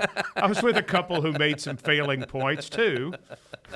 With a couple who we've all been there, buddy. With a couple, one went 3-20. We've been there. Yeah. We've seen all those guys. Not great. Yeah. No, All right. not a lot of fun. It's time to take an in-depth look at the Vols' next opponent, the Georgia Bulldogs, number 3 in the country, by the way, with the Built Ford Tough Report brought to you by your local Ford dealer. Tennessee football and the Ford F-150 Tough runs in our family. Redshirt junior Gunnar Stockton has taken over the quarterback reins for the Bulldogs this season, completing 69% of his passes for 471 yards and 2 touchdowns in 2 games. Georgia is averaging 215 yards on the ground per game, led by sophomore running backs Nate Frazier and Dwight Phillips Jr. Junior wide receivers Colby Young and Zachariah Branch, a USC transfer, are the 2 top pass catchers so far this season. Junior linebacker Raylan Wilson leads a stingy Georgia defense, limiting opposing offenses to just 202 yards per game. Wilson has 14 total tackles, 2.5 tackles for loss, and a sack already on the young season. The Built Ford Tough Report was brought to you by your local Ford dealer, proud sponsor of the Tennessee Volunteers. I'm going to give you one more Georgia number here to go with your Built Ford Tough Report.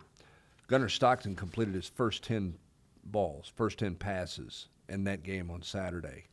Austin Peay's Chris Parson completed his first 9. So the 2 quarterbacks combined to go 19 for 19 to start that football game Saturday. Have you ever heard of something?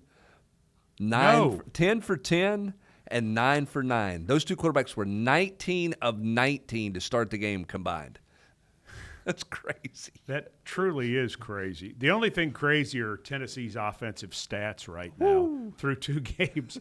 Tennessee averaging 605 per game, 605 yards per game, 252 rushing, 353 passing, 17 of 26 on third downs, 12 of 15 scoring touchdowns inside the 20, 117 points, which means they're averaging 58.5 points a game. Don't think that's going to last. No, probably not going to hold that number. Yeah, probably. When we do this next week, it will probably be lower even after a win. Yes. Giving up 297 yards per game, 76 rushing, 221 passing. Opponent touchdowns inside the 20, 5 out of 7 Tennessee has allowed. Opponent third downs, 7 of 29. Fourth downs, 3 of 5. Tennessee averaging 7 penalties for 55 yards per game, averaging 15 yards per punt return, 8 for 120 so far, 21 yards per kickoff return, which is just 2 for 42 yards. An opponent has not returned a Tennessee punt yet, and the only kickoff return was Charlie Browder on the squib, where Mike Bethay took him down after a 3-yard pickup. Tennessee has 8 sacks, none allowed. Tennessee with a turnover ratio of 0. They've turned it over twice. They have 2 takeaways. So those are the numbers so far. You know, the penalty number to me is interesting because that's one of the bugaboos that Josh Heupel's teams have been penalized too much.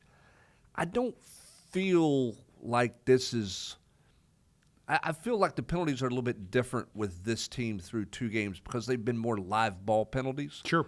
I mean, they've had one offsides on defense where a guy lined up offsides. They've had a couple of pre-snap penalties on offense, but for the most part, it's they jumped on the 4th down. They did. So they've got 2 defensive penalties where they shouldn't have. They're at the line of scrimmage. By the way, can I ask you about one, just so I don't forget it? The Ethan Davis penalty on the touchdown where he was called for a hold, and Heupel went crazy. Could you see it? Yeah, I didn't. I thought that was just a takedown. I mean, I didn't know. I think that it probably looked like a hold because he got his hands outside him, but he got his hands outside because the blocker turned and kind of turned out, and when he did, he just plowed him and just pancaked him and knocked him down. I did not think that was. I can understand why Josh Heupel was upset on that one because I just. To me, it looked like it was more of a pancake than anything else. I did not see that as a hold. That certainly wasn't anything blatant where you could see a big jersey tug or anything like that. I didn't see the hold that the officials saw on that one. You've seen a lot of receivers here over your time. You've seen a lot of receivers even in the Josh Heupel era. I'm interested to know your opinion, Brent, about Chris Brazzell. 14 catches so far for 187 yards and 2 touchdowns. Can he be that next guy that elevates in the final year? Could he be the guy that ends up with 75, 80 catches for 1,000+ yards?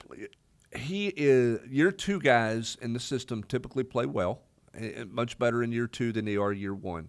I had a fascinating conversation with Chris back in the spring, and we were talking, and one of the things he talked about is that he just never felt real comfortable. And because of that, he really went through some confidence issues. And if one bad thing happened to him, a drop ball or something, it became 2, became 4. He went in the tank, so to speak. What I've been he did not he dropped a ball, I think, in the Syracuse game. Dropped that early slant that would have gone and so you're to like, the house. Here we go. How's he bounce back? I think he's handled, quote, adversity, better than to this point through 2 games than he did at any point last year. I think you have to have a next play mentality, particularly in this offense with the fast pace and everything that you're doing. I think he's showing some signs of that and some growth of that. I think that's the encouraging sign you're seeing out of Chris Brazzell, is he's just being more mentally tough through 2 games than we saw a year ago. I think that gives him a chance to put up numbers. Clearly, Joey Aguilar has a pretty good connection with him, which is interesting because he missed so much of fall camp. Chris Brazzell did. So you kind of wondered, where was their chemistry? They seem to have found each other pretty quickly and kind of seem to kind of bind together. Pretty good chemistry between the two. He already has as many touchdown catches as he did a year ago. He has roughly half as many catches as he did a year ago. He has over half as many yards as he did a year ago through 2 games. So can he keep it up? Because he's the guy, it feels like, is always going to be open. You just get that sense about him that he just – you look up and he's found a little spot or he's found a crease or whatever. Can he be physical enough this week to be that guy? Okay. I think that's the next step for him is, can he win at the line of scrimmage enough on a slant, on some of these things that you're talking about, to be open? He had a big drop in this Georgia game last year, really critical drop. Really bothered him. I think he had a hard time, kind of bouncing back from it. How does he play this week? How does he handle the physicality of this game? I like his skill set. Listen, he was productive at Tulane. It's not like he can't play. 74 catches in 3 years. It just didn't work very well for him last year for whatever reason, but he's off to a great start, which is a big confidence booster for him. I think getting him off to a good start this season was important. Well, you think about this. I mean, he finishes regular season last year, 5 catches for 54 yards against Vanderbilt. Then starts the year, this year, 5 for 62 against Syracuse, with a drop that he would have. I think he scores. If he doesn't score, he has a 100-yard game because of what he would have added yardage-wise. 9 for 125 with 2 touchdowns against East Tennessee State. And granted, it is a football championship series school. I get that. But they've got players, and they've got players who've come from football bowl subdivision schools as well. So, I mean, he's got to have more confidence right now than he's ever had in a Tennessee uniform, and I think that's a big thing for him. Well, and he has Mike Matthews, and he has Braylon Staley. Staley's the one that I think is.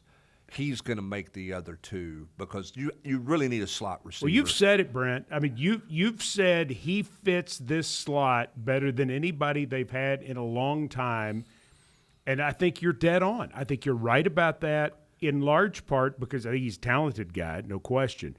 But he also has more size than your average slot. Squirrel White, everybody loves Squirrel White, but, did he weigh $160? No, probably not. I mean, he was tiny. I mean, Staley is listed at, let's see what they list him at specifically. What would you guess? Oh, I don't know what they list. But he's got more strength. He's got more power. They list him at 190, Yeah. 6 feet 190. I think he's that. Yeah, I think that's pretty accurate with it. He's a receiver. He is a polished guy who understands playing receiver. I lean on Jason Swain for a lot of wide receiver knowledge. One of the things he likes about Staley is the way he catches the ball, the way he uses his feet. He's got a lot of receiver developed skills, not just an athlete playing that position, and I think it shows. Well, so you have Brazel, 14 catches, 187, 2 touchdowns. Staley, 9 catches, 134 to touchdown. Matthews, 8 catches, 140 and a touchdown. It's pretty good balance. They're off to a good start. Yeah. And I think the thing with Staley that's interesting is when you go too tight, you can bounce him outside. Right. He can play inside or outside. I think that's a benefit to him from a production standpoint. It's a great point. Need one more break. Big Orange Rewind presented by Calhoun's. We do have time for a few more text questions at 865-657-1278. Today's Big Orange Rewind, sponsored by First Horizon Bank, big bank solutions, small bank spirit, the official bank of the Vols. Swaggerty's Farm Sausage, quite possibly the best tasting sausage in America. By the Tennessee Fund. Join the My All campaign today at IWillGiveMyAll.com. Rackley Roofing, the official roofer of the Vols. And by Ford. Visit your local Ford dealer. Proud sponsor of the Tennessee Volunteers. It's football time in Tennessee, and the Vol Shop on campus has everything you need to support the Big Orange. With a 15,000 square foot store in the Student Union, the Vol Shop is stocked full of official sideline gear from Nike, along with great apparel from brands like Champion, Volunteer Traditions, New Era, and Lululemon. And don't forget to check out the Vol Shop's large variety of NIL merchandise. If you can't make it to campus, shop online at utvolshop.com. And be sure to follow them on social media. That's the Vol Shop, the official campus store of the University of Tennessee. Coach Josh Heupel on decision making. With our offensive play calling, we have to make decisions quickly. But there's one decision I don't have to make: my bank. Instead of choosing between big bank solutions and small bank spirit, I get the best of both with First Horizon. Big bank muscle, small bank hustle. For every play in life, there's a bank that has your back.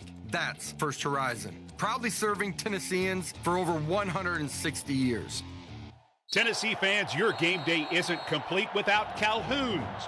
Whether you're inside Neyland Stadium for the game or tailgating on campus or at home, Calhoun's has you covered with shareable small bites, family feed packs, and party platters. Imagine your tailgate piled high with hickory smoked ribs, tender pulled pork, and that famous barbecue chicken. The best of Tennessee on one plate. Call ahead or order online and make your game day legendary. Calhoun's, a taste of Tennessee. A farm, a family, and a tradition of premium fresh sausage that's lasted almost a century. Using only the freshest ingredients and finest cuts of meat for flavor that is locked in instantly. Each bite of Swaggerty's Farm Sausage transports you back to a warm, cozy southern kitchen, leaving you satisfied and ready to take on the day. Swaggerty's Farm, quite possibly the best tasting sausage in America. Now available at your local retailers.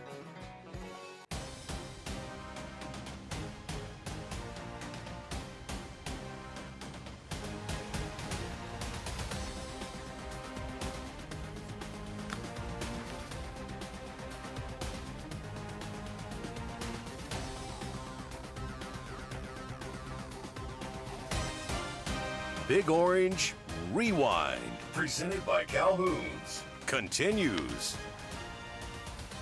Text question for Brent Hubbs. Oh, no. 865-567. I don't like the facial expression on this one. I love this. If you could have any VFL, probably should say if you could add any VFL to this current team, who would you love to see compete under Josh Heupel? And you can't say Peyton Manning. That's what I add in, because he's the best quarterback you've ever had, and so right. I've got one. I'm trying to run through my head. I've got one. I tell you who Okay, go ahead. Go ahead. No. I'm thinking receiver. Are you thinking Okay. receiver? No. Okay, you're going quarterback. Maybe. You're thinking Heath Shuler? Heath Shuler. Yeah. Can you see Heath Shuler in this offense? I think you can see Heath Shuler in any spread offense right now. Today, but this one, Heath Shuler was born to play 20 the years game. too He was. early. Yeah, he was. I mean, these offenses today, and for you younger people, for the youths out there, Heath Shuler was fabulous. Yes. He was fabulous to watch. But in an offense like this, oh my goodness. Well, think about what you were talking earlier in the show about the ability to pull all the offensive linemen. Think about him as remember now, when he was playing quarterback, they went empty and ran quarterback, basically single wing draw off of that. Imagine him at this size with the pulling linemen and the way that they do things in the run game. He would have a field day. Do you know who the other one is for me? What would you give to see Jamal Lewis? Oh, in the one cut and go. In the one cut and go at 200 and whatever pounds it was. I mean, he was huge. Yeah. But could you see because they've not had and young people, you won't know this either. Jamal Lewis was faster than anybody they've had. He may not have been quicker, but he was faster. When he got going straight ahead, there was nobody going to catch him. I mean, since '94, I have intimately covered recruiting closely. He is the only one, in my opinion, that could have gone from high school and survived in the National Football League. I agree. I'm not saying he would have been a star as a rookie. We saw him get out of the car in front of Gibbs Hall, and guys got out of the cars in front of Gibbs Hall when they were checking in as freshmen, and they were gangly or they were overweight, or most freshmen were absolutely not anywhere near ready to play. We thought when Jamal Lewis got out of the car, it was the dad. Didn't we? Yeah. I mean, it was crazy. I mean, we had never seen anything like this guy. I'm the schmuck who thought he was going to end up being a fullback. He was going to just weigh himself out. So did Georgia.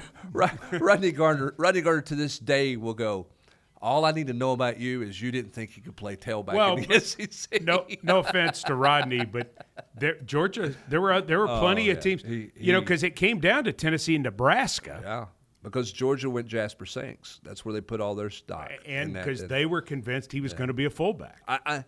He would not have been a Rookie of the Year, but he would have made a 53-man roster coming out of high school. At 18 years old.